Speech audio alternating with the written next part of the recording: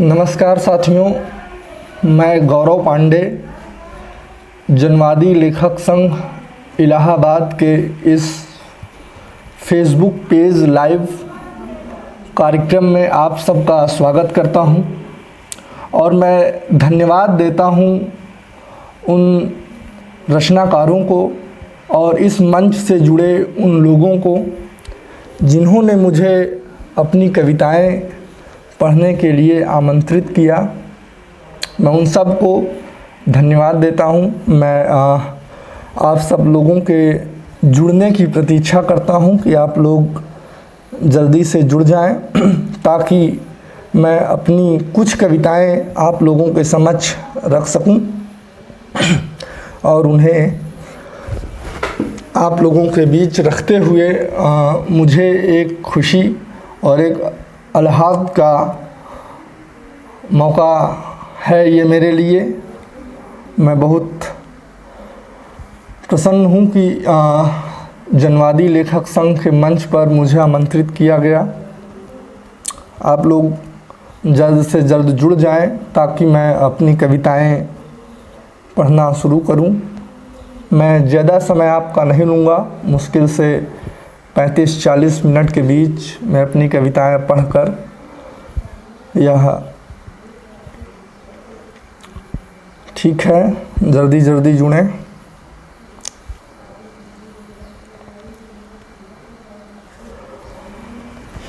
दोस्तों, जैसा कि आप जानते हैं कि हमारे जीवन में और हमारे जीवन में ही क्या इस पूरे संसार में जो पिछले मार्च से, विशेष रूप से मार्च के बाद से ही जो हलचलें हुई हैं, महामारी का जो संक्रमण हर ओर फैला है और उससे विशेष रूप से यहाँ हमारे देश भारत में जो मज़दूरों का पलायन हुआ है, जो भूखमरी और बेरोज़गारी फैली है, जो विस्थापन का दर्द है जिससे तमाम मृत्यु हुई हैं, इस बीच कुछ हत्याएं भी हुई हैं।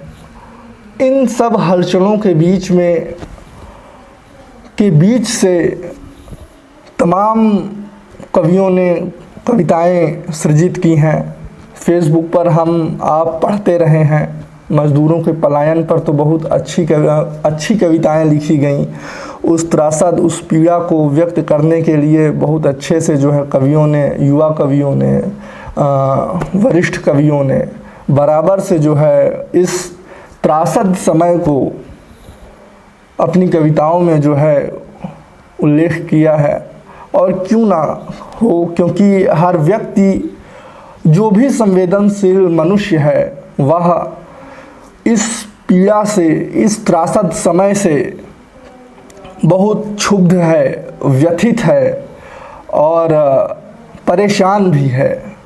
तो कविताएं तो स्वाभाविक है। मैंने भी इन हलचलों के बीच कुछ मुझे लगता है कि उन्हीं कविताओं से जो है मुझे अपना यह कविता पाठ जो है शुरू करना चाहिए। तो दोस्तों, मुझे लगता है कि अब मुझे कविता पढ़ना आरंभ करना चाहिए। तो मेरी पहली कविता है जिसका शीर्षक है घर का पता। घर का पता। हत्यारों के चेहरों पर पड़े रक्त के छींटे मुआवजों से नहीं धुलेंगे। हत्यारों के चेहरों पर पड़े रक्त के छींटे मुआवजों से नहीं धुलेंगे। ना ही कुछ रुपये बांटकर हम खरीद सकते हैं नई आत्मा। भले ही रेल पटरियों और सड़कों पर गिरे रक्त को बारिश धुल दे और धूप सुखा दे, लेकिन दिनों तक हवा में फैलती रहेगी, हवा में तैरती रहेगी ताज़ा रक्त गंध। एक विलाप, एक चित्कार नींद में भी सुनाई देती रहेगी। आंसुओं से नहीं साफ होंगे मनुष्यता की आत्मा के रिस रहे छाले। हम बराबर के भागीदार हैं, हम बराबर के भागीदार हैं इस त्रासद समय के। हमारे स्वप्नों से एक रेल गुजरती रहेगी। एक पिता मृत बच्चे को चिपकाए चुप चलता रहेगा। कुपोषित शिशु लिए भटकती रहेगी एक सद्य प्रसूता। एक शिशु मृत माँ के आंचल से खेलता रहेगा। हत्यारे, पशु और अपना भरा पेट लिए लोग सोते रहेंगे। हमारे स्वप्नों में आती रहेंगी परछाइयाँ, हमारे स्वप्नों में आती रहेंगी परछाइयाँ और पूछती रहेंगी घर का पता, मिटती रहेंगी कांटा चुभे हृदय की विकलता लिए। कांटा चुभे हृदय की विकलता लिए मैं लिखता रहूँगा, खोजता रहूँगा, पूछता रहूँगा घर का पता। अब अगली कविता का शीर्षक है सभी हत्याएं एक सी। इस बीच आपने देखा होगा 2-3 महीने, मुझे लगता है अभी 2 महीने ही हुए हैं, कुछ हत्याएं हुई हैं, कुछ इनकाउंटर हुए हैं, कुछ पुलिसकर्मियों की मृत्यु हुई है, कुछ ग्रामीण लोगों की हत्याएं हुई हैं। तमाम इस तरह की बातें हुई हैं जिनके बीच से एक करुणा की तरह जो है टीवी, अखबार, ये सभी ने ये सारी बातें जो हैं प्रमुखता से प्रचारित की। तो एक संवेदनशील मनुष्य इन हत्याओं को किस तरह से देखता है, हत्या में क्या फ़र्क होता है, किस हत्या के बारे में लिखना चाहिए। हत्या तो हत्या होती है और कवि के लिए यह बहुत ही करुणा और संवेदना का विषय होता है। मैंने भी जो है एक कविता लिखी इस पर, जिसका शीर्षक है सभी हत्याएं एक सी।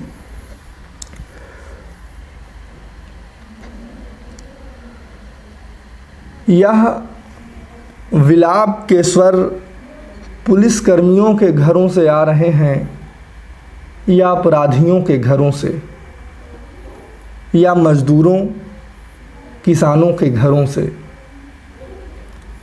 मुझे सारी स्त्रियों का रुदन एक सा लगता है। मुझे सारी स्त्रियों का रुदन एक सा लगता है। बच्चों का विलखना एक सा, पिताओं का दुख, माँओं की पीड़ा एक सी। मैं जो हर बात पर आंसू बहाता था, मैं जो हर बात पर आंसू बहाता था, चिड़िया का अंडा गिर फूटने पर मैं फूट कर रोता था। फूल के झरने पर और मछली के फंसने पर रोता था। यहाँ तक कि वर्ष बदल जाने पर पिछले वर्ष के लिए रोता था। घर, खेत, पड़ोस, गांव और देश दुनिया के लिए मैंने इतने आंसू बहाए हैं कि किसी बात पर अब आंसू नहीं गिरते। हम चाय पीते हुए बलात्कार और भुखमरी की खबरें पढ़ते हैं, भोजन करते हुए लूट और हत्या की खबरें देखते हैं। रात अंतरंग क्षणों में पड़ोसी स्त्री के पिटने और सड़क पर एक शराबी के गरियाने की आवाज़ें सुनते हैं। कोई सैनिक सीमा पर लड़ते हुए मरे या किसान मजदूर खेतों पर खटते हुए, कोई फ़र्क नहीं पड़ता। फ़र्क नहीं पड़ता कि हत्यारा कौन है या कौन कहाँ कैसे मरा है। मुझे सारी स्त्रियों का रुदन एक सा लगता है, सभी बच्चों का विलखना एक सा और सभी हत्याएं एक सी। दोस्तों, मैं देख रहा हूँ कि आप लोग जुड़ रहे हैं और मेरी अगली कविता का शीर्षक है खेत सब जानते हैं। अभी कल परसों में आपने देखा कि किसानों का एक बिल जो है संसद भवन में पास हुआ है, जिसको लेकर के तमाम बातें कही जा रही हैं। किसानों के भविष्य के संबंध में भी बातें कही जा रही हैं। मैंने एक कविता बहुत पहले लिखी थी, खेत सब जानते हैं। किसके घर है 2 वक्त की रोटी, किसके घर है 2 वक्त की रोटी, कौन 1 जून पानी पीकर काटता है। किसके घर है 2 वक्त की रोटी, कौन 1 जून पानी पीकर काटता है। किसके यहाँ पकते हैं व्यंजनों के प्रकार, और कौन पेट से घुटने सटाकर सोता है। खेत जानते हैं। किसान के घर कितनी औरतें हैं, कितने हैं बूढ़े और कितने बच्चे, जवान लड़कियां कितनी हैं, खेत जानते हैं। गांव के सारे शोहदों को, गांव के सारे शोहदों को खेत भली भांति पहचानते हैं।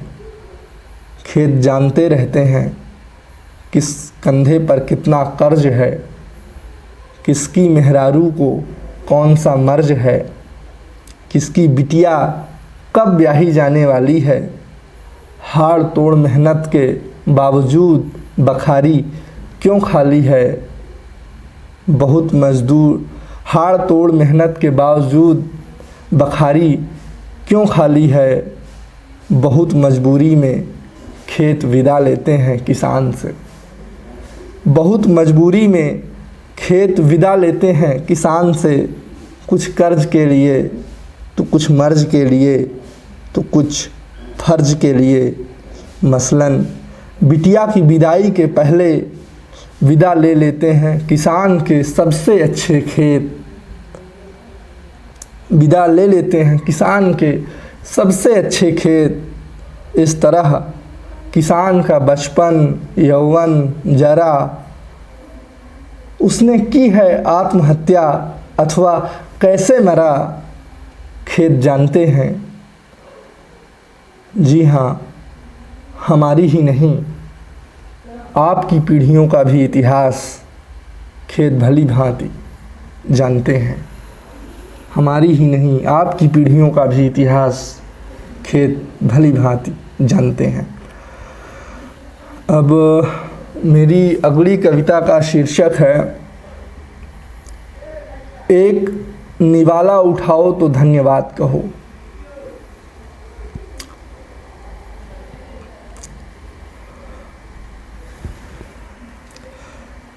एक निवाला उठाओ तो याद करो उन बछड़ों को, जो ऊसर बंजर जोतते रहे, जिन्होंने अपने पौरुष से हमें एक सभ्यता दी और स्वयं बैल कहलाए।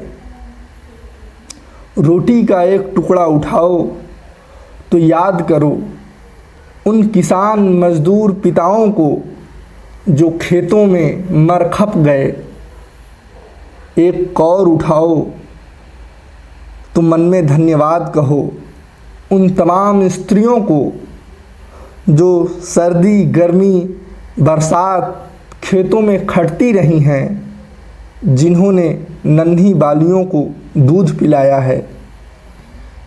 एक निवाला उठाओ तो याद करो रेलवे ट्रैक पर छितरा गई उन रोटियों को, और धन्यवाद कहो उन बेरहम खेत मालिकों को भी, जिन्होंने कोई फैक्ट्री न लगाकर फसलें उगाईं। रोटी का एक टुकड़ा उठाओ तो ठहर कर सोचो तुमने इसे कैसे कमाया है। इसमें किसी का खून तो नहीं लगा है। अपना पेट भरो, लेकिन उन लोगों को भी याद करो जिन्होंने राह चलते बैठकर तुम्हें पानी पिलाया, जिन्होंने तुम्हारे भटकने का कारण पूछा, जिन्होंने अपने हिस्से की रोटी नमक, प्याज और मिर्च दिया, अपना पेट भरो। लेकिन सोचो, रोटी उनके लिए बची है कि नहीं, जिन्होंने इसे इतना गोल और सुंदर बनाया है, जिनके स्पर्श में इसमें मिठास भरी है। उन्हें झुककर धन्यवाद कहो। पाठकों, रोटी का एक निवाला उठाओ।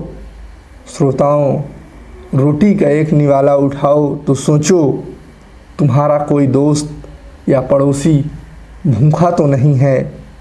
एक और उठाओ तो सोचो, हमने अपने सिवा एक चींटी का भी पेट भरने का जुगाड़ किया है कि नहीं।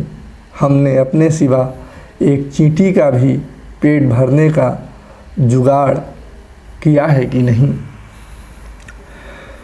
तो मैं देख रहा हूँ कि आप बहुत अच्छे से सुन रहे हैं और मुझे लगता है कि यह वीडियो जब इस लाइव के बाद भी सुना जाएगा तो मैं आप सब लोगों का जो यहाँ पर जुड़े हुए हैं और मुझे देख रहे हैं, मैं फिर से आप सबका स्वागत करता हूँ और धन्यवाद दे रहा हूँ, धन्यवाद ज्ञापित करता हूँ कि आप लोग मुझे सुन रहे हैं, अपना समय दे रहे हैं। तो मुझे लग रहा है कि आवाज़ मेरी स्पष्ट आप तक पहुँच रही है और चित्र भी। मुझे अपनी अगली कविता की ओर जाना चाहिए और मेरी यह कविता है जिसका शीर्षक है, हम अपने ही भीतर नंगे हो जाते हैं। बहुत लोगों से हमें कोई दिक्कत नहीं है, हमें प्रॉब्लम है कुछ लोगों से। बहुत लोगों से हमें कोई दिक्कत नहीं है, हमें प्रॉब्लम है कुछ लोगों से। ऐसे लोगों से जिनके सामने आते ही अपनी साफ धुली पोशाक धब्बी लगने लगती है। हम बार बार इसे झाड़ते हैं, कॉलर की बटन पर हाथ फेरते मुस्कुराते रहते हैं, फिर भी अपने ही भीतर कहीं नंगे हो जाते हैं। वैसे ये लोग शहर में बहुत कम हैं, यदा कदा गांव गिराओं में हैं कुछ ज़्यादा। मिलते हैं यहाँ वहाँ, कभी किसी पार्क में चुपचाप या किसी पुस्तकालय में अकेले बैठे हुए, कभी कभी बहुत दूर की रिश्तेदारी से आकर पीठ ठोंकते हुए बाज़ार में सब्जी खरीदते, या फिर किसी अनजान रास्ते में बहुत दिनों बाद बचपन के स्कूल मास्टर की तरह, या खेत सींच कर आते अथवा चिड़ई हड़ाते, या ठेले पर कोई सामान बेचते गमई दोस्त की तरह मिल जाते हैं और हमारे सामने सभ्यता के आईने की तरह खड़े हो जाते हैं। तब हम अपना चेहरा अपने में ही छिपाने लगते हैं। वैसे अपने को छिपाने का हुनर सीख लिया है हमने, वैसे अपने को छिपाने का हुनर सीख लिया है हमने। हम पूरे जोश और कौतूहल के साथ मिलते हैं और वे हमें पहचान नहीं पाते कि हम अब वह नहीं है जैसा वे हमें जानते पहचानते थे। और कमाल देखिए, वे उम्मीद जोड़ते हुए आशीर्वाद दे जाते हैं, गले मिलते हुए हिम्मत बंधाते हैं। प्रॉब्लम इसी उम्मीद, आशीर्वाद और गले मिलने से है जो उनके जाने के बाद भी हम शर्मिंदा होते रहते हैं। हम जानते हैं बस कुछ ही दिन और जल्द ही ख़त्म हो रही हैं ऐसी जगहें, चुक रहे हैं ऐसे मूल्य, ऐसे विचार, धीरे धीरे गुजर रहे हैं हमारे बीच से ऐसे लोग। इतना ही नहीं, हम बदलने में लगे हैं, इतना ही नहीं, हम बदलने में लगे हैं लगातार ऐसे आदर्श, कर्तव्य और पैमाने जिनके सामने आते ही हम मुंह छिपाते, अपने ही भीतर नंगे हो जाते हैं। और अपने ही भीतर नंगे हो जाते हैं।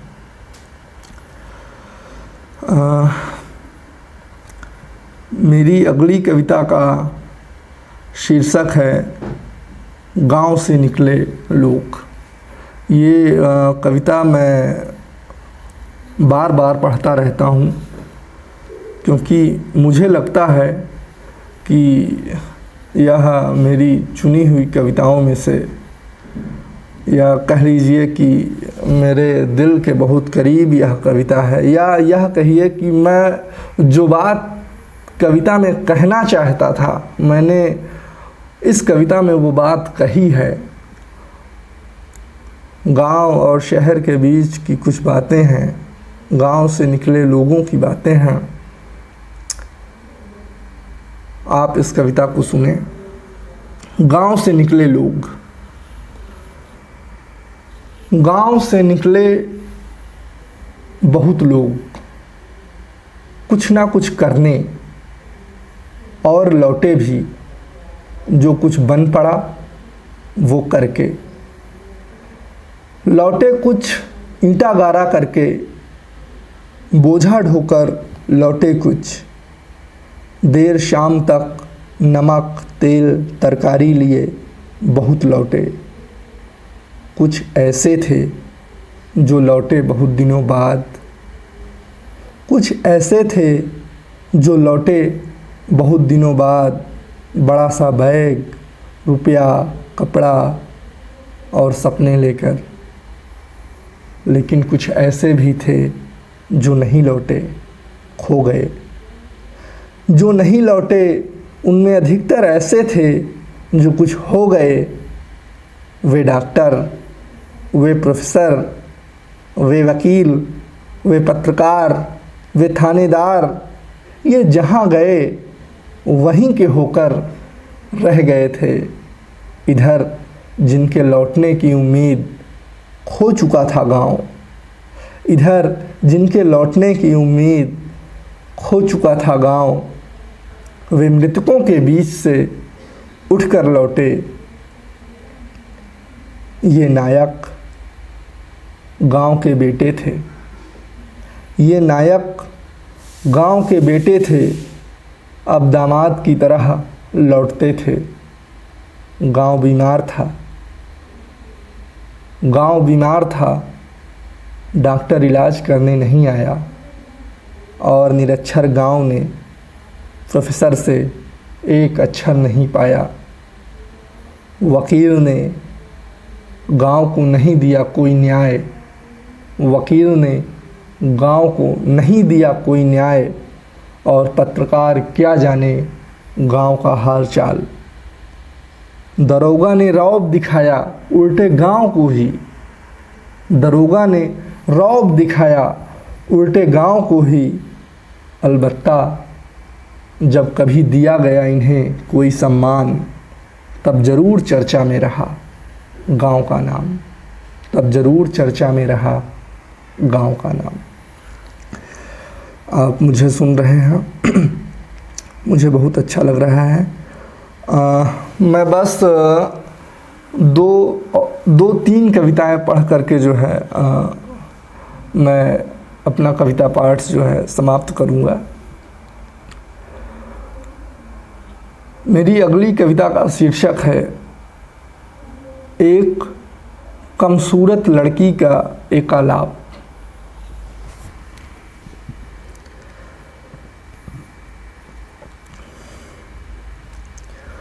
मुझे किसी ने खत नहीं लिखा। मुझे किसी ने खत नहीं लिखा। दिखा नहीं कभी मेरा नाम दीवारों पर। स्कूल के श्याम पट पर भी नहीं। नदी किनारे लगी कागज़ की नावों पर। तैरते पत्तों पर भी नहीं, और ना ही किसी पेड़ की छाल पर। मुझसे किसी ने पुस्तकें नहीं मांगी, और ना ही कोई दिखा मेरी खिड़की के सामने। मुझसे किसी ने रास्ता नहीं पूछा। मेरा नाम सुनकर फूल मुस्कुराए नहीं, हवाओं ने नहीं गुनगुनाया मेरा नाम, बादलों पर नहीं छपा, इंद्रधनुषों ने कभी नहीं रचा मेरा नाम। मुझे नहीं पता वे कौन से घोड़े हैं जिन पर सवार हो आते हैं दूर देश के राजकुमार, और यात्राओं पर चली जाती हैं मेरी सखियाँ। मेरे सपनों में ना कोई फूल है ना कोई पक्षी, मेरे सपनों में ना कोई फूल है ना कोई पक्षी और ना ही कोई झरना है। बस मेरे सपनों में एक हरा जंगल है जहाँ जंगली सूअरों की चिंघाड़ने की आवाज़ें आती रहती हैं। बस मेरे सपनों में एक हरा जंगल है जहाँ जंगली सूअरों की चिंघाड़ने की आवाज़ें आती रहती हैं। एक चुपचाप बहती नदी है जिसके किनारे जंगली पशु अपनी अनबुझ प्यास लिए खड़े हैं। एक चुपचाप बहती नदी है जिसके किनारे जंगली पशु अपनी अनबुझ प्यास लिए खड़े हैं।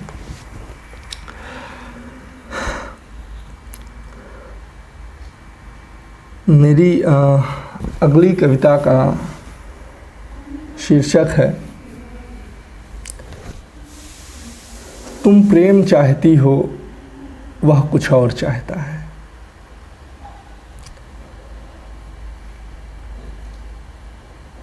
दो दिन से तुम्हें बुखार है और तुम्हें लगता है यह सुनते ही वह मिलने चला आया, और अब तुम अपना सिर उसकी गोद में रख एक नींद चाहती हो। तुम चाहती हो कि वह तुम्हारे माथे को सहलाता और कंधे पर देर तक थपकियां देता रहे। जब वह थोड़ी ही देर में तुम्हारी तपती टूटती देह को आलिंगित कर गर्म होठों पर एक ठंडा चुंबन अंकित करता है, फिर ग्लास भर पानी के साथ दवाइयाँ देता है, तुम्हें उस पर प्यार आता है। एक कप चाय अपने हाथों से बनाकर पिलाने की बात पर तुम्हारा स्नेह बढ़ जाता है। तुम उसके सीने में दुबकने लगती हो। वह तुम्हारा बुखार कुछ कम होने की प्रतीक्षा करता है। 2 वह रह रह कर तुम्हारे कंधों पर चूमता है और तुम्हारी कमर पर थपकी देता है। उसके सीने से लिपटी तुम सोचती हो कि उसे बहुत चिंता है तुम्हारी, और अपनी हालत पर तुम्हें तरस आता है कि कितने दिन बाद मिले हम, और मिले भी तो इस तरह। कि कितने दिन बाद मिले हम और मिले भी तो इस तरह। यह सोचते ही तुम्हें अपनी तबीयत पर गुस्सा और उस पर बहुत बहुत प्यार आता है। 3 वह तुमसे प्यार करता है और कहता है बार बार, वह कहता है बार बार कि तुमसे प्यार करता है। वह तुम्हारे प्रत्येक अंग को बारी बारी और धीरे धीरे सहलाता है और माथे का ताप बार बार चेक करता है। तुम इसे उसका प्रेम समझती हो, तुम इसे उसका प्रेम समझती हो, उसमें सिमटती जाती हो। तुम्हें लगता है वह तुम्हारी बीमारी की टेंशन में है। तुम्हें लगता है कि वह तुम्हारी बीमारी की टेंशन में है। तुम अंदर से हिम्मत बांधती हो, प्रत्युत्तर में 2-4 चुम्बनों के साथ खुद को साहस दिखाती हो। तुम्हारी सहजता और प्रत्युत्तरित चुम्बन उसकी टेंशन कम करते हैं और वह कुछ स्मृतियों और पुरानी बातों को दोहराते तुम्हारे कटी पर हाथ रखे बुखार कुछ और कम होने की प्रतीक्षा करता है। वह पुरानी बातों और स्मृतियों को दोहराते तुम्हारे कटी पर हाथ रखे बुखार कुछ और कम होने की प्रतीक्षा करता है। 4 वह प्रतीक्षा करता है, वह प्रतीक्षा करता रहा है और उसे कोई जल्दी नहीं है, उसे कोई जल्दी नहीं है। 2 कविताएं और बची हैं। मैंने 10 कविताएं सुनाने के लिए आप लोगों के बीच उन्हें चुना था, जिनमें से मैं 8 कविताएं आपको सुना चुका हूँ। 2 कविताएं मैं आपको सुनाऊंगा और ये 2 कविताएं मैंने अपने बीए की कक्षाओं के बाद, लगभग बीए 3rd ईयर के बाद, शायद जब मैं एमए में पहुंचा था, इलाहाबाद रहने लगा था, इलाहाबाद विश्वविद्यालय से मैंने हिंदी से एमए किया, तो वहाँ से जब घर आना होता था या यहाँ से जो है इलाहाबाद जाना होता था, तो उसके बीच जो है घर का जो माहौल होता था या पिता से जो बातें होती थीं या जो भाव मैं समझता था, उन्हीं को ध्यान में रखते हुए ये कविताएं लिखी गई। दरअसल ये कविता जो है, जो अब मैं कविताएं पढ़ूंगा, ये थोड़ा बहुत भावनात्मक स्तर पर जो है मुझसे जुड़ती हैं और मुझे लगता है आप लोगों को भी अच्छी लगेंगी, जो लोग घर से बाहर रहते हैं, जो परिवार से दूर रहते हैं। कविता का शीर्षक है पिता इंतज़ार कर रहे हैं। पिता आकाश देखते और हमें हिदायत देते कब तक लौट आना है। वो हवाओं को सूंघते और तमाम परिवर्तनों को भाप लेते। पिता को बादलों पर भरोसा नहीं है, पिता को बादलों पर भरोसा नहीं है, जैसे लोगों को पट्टीदारों और पड़ोसियों पर नहीं होता। फिर भी उनका मानना है कि हमारा कोई ना कोई नाता तो है ही, इसलिए ज़रूरी है मौसम दर मौसम एक चिट्ठी का लिखा जाना। बादलों के रंग और रफ्तार पिता खूब समझते हैं। बादलों के रंग और रफ्तार पिता खूब समझते हैं। उन्होंने बता दिया था धान की फसल कमज़ोर रहेगी इस बार। हाँ, तिल और बाजरे के साथ ज़रूर कुछ उम्मीद रहेगी। पिता चिंतित हैं, पिता चिंतित हैं। आम के बौर अब पहले की तरह नहीं आते। महुआ से कहाँ फूटती है अब वह गंध। जामुन का पुस्तैनी पेड़ अरा के गिर पड़ा और सूख गया तालाब। इस बार कुछ और जल्दी। पिता प्रतिदिन पड़ रही दरारों से जूझते हैं और लगातार कम हो रही नमी से चिंतित रहते हैं। पिता प्रतिदिन पड़ रही दरारों से जूझते हैं और लगातार कम हो रही नमी से चिंतित रहते हैं। हम जानते हैं कि पिता के मना करने के बावजूद दर्जनों बार मोल लगा चुके हैं व्यापारी आंगन की नीम का।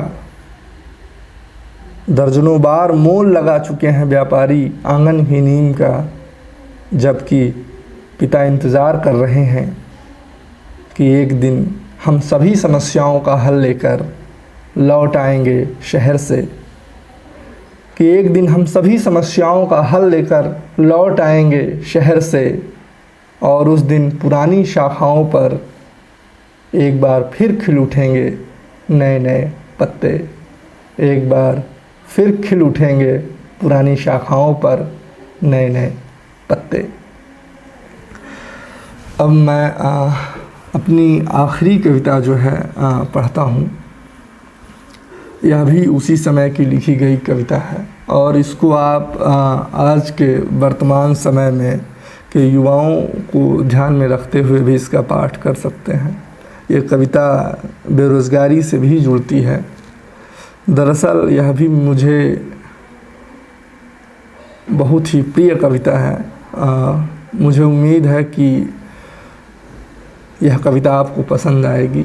यह बहुत दिल के करीब कविता है और इस कविता पाठ की आखिरी कविता है, तो मुझे उम्मीद है कि आप इसे गौर से सुनेंगे जैसा कि अभी तक आपने मुझे सुना है। कविता का शीर्षक है वापसी। माँ, उतारो मेरी बलाएं, चाचियों को सूचना दो, बनाओ आज रात मीठे पकवान। बहन, आओ मेरी छाती से लग जाओ, अपने आंसुओं से मुझे जुड़ाओ। भौजाइयों, कनखियों से ना निहारो मुझे, तुम्हारा दुलारा आचर छोड़ ही हूँ। भाई, संभालो मेरी भुजाएं, तुम्हारी ज़रूरत है मुझे। पिता, मुझे माफ़ कर दो। पिता, मुझे माफ़ कर दो, अभी झुकूँगा तो गिर पड़ूँगा। घर, नीम, तुलसी, मुझे छाँव दो। घर, नीम, तुलसी, मुझे छाँव दो। सहेज के रखी थी जो इसी दिन के लिए। यारों, गली गली जुलूस निकालो मिलन के। यारों, गली गली जुलूस निकालो मिलन के, कि मैं ठीक ठाक लौट आया हूँ, कि मैं ठीक ठाक लौट आया हूँ, नहीं हुआ किसी हादसे का शिकार। रोज़गार की तलाश में भटका दिन दिन भर, लेकिन किसी गलत रास्ते पर नहीं गया मैं। मैंने नहीं छीनी किसी की रोटी और भूखा भी नहीं मरा।